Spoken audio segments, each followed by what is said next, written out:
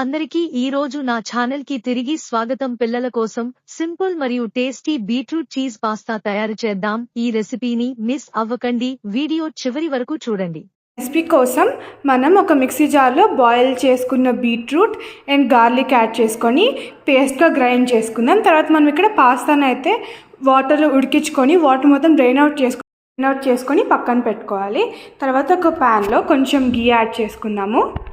తర్వాత అందులోకి తొక్కు తీసుకొని పెట్టుకున్న గార్లిక్ యాడ్ చేసి వేయించుకోవాలి.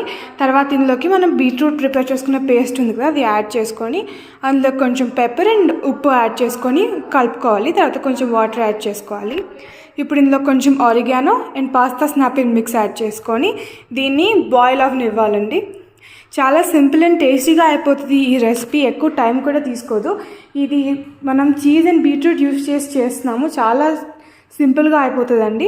ఇది కొంచెం బాయిల్ అవుతున్నప్పుడు మనం ఉడికి పెట్టుకున్న పాస్తాని ఇందులోకి యాడ్ చేసి కొంచెం సేపు బాగా కలిపేసుకొని లాస్ట్లో చీజ్ యాడ్ చేసుకోవాలండి.